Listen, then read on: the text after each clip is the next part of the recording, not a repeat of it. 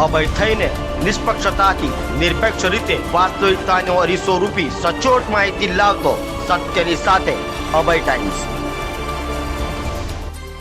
વીમા એજન્ટને ડ્રગ્સ કેસમાં ફસાવી દેવાની ધમકી આપી 13 લાખ પડાવી લેનાર દંપતીને ભેસ્તાન પોલીસે ઝડપી પાડી છે। સુરતના ભેસ્તાન વિસ્તારમાં રહેતા વીમા એજન્ટને એક્સપોર્ટ કંપનીમાં રોકાણ કરવાના રૂપિયા ડ્રગ્સમાં રોકાણ કર્યા હોવાની વાત કરી ડ્રગ્સમાં કેસમાં ફસાવી દેવાની ધમકી આપી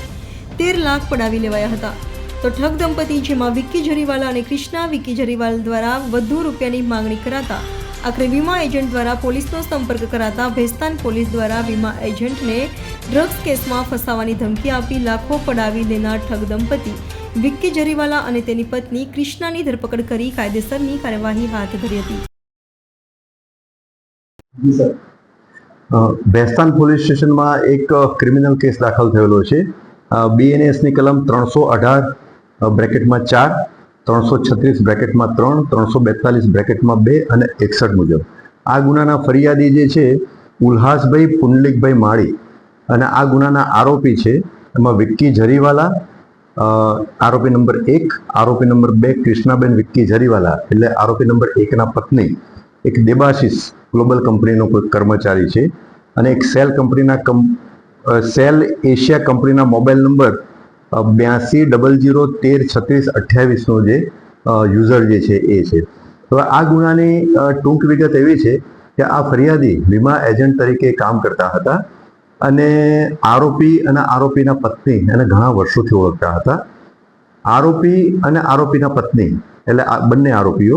વિક્કી જરીવાલા અને કૃષ્ણાબેન એ બંને ફરિયાદીને એવું કહ્યું કે આપણે ગાંધીધામ ખાતે એક ગ્લોબલ કંપની કરીને છે જે ઇમ્પોર્ટ એક્સપોર્ટનું કામ કરે છે અને એમાં જો તમે રૂપિયાનું રોકાણ કરશો તો તમને સારો વળતર મળશે, પ્રોફિટ મળશે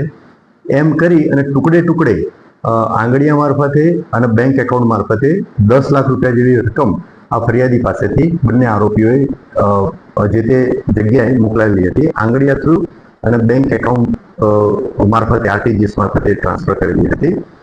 10 લાખની રકમ મોકલ્યા બાદ એક વખતે આરોપી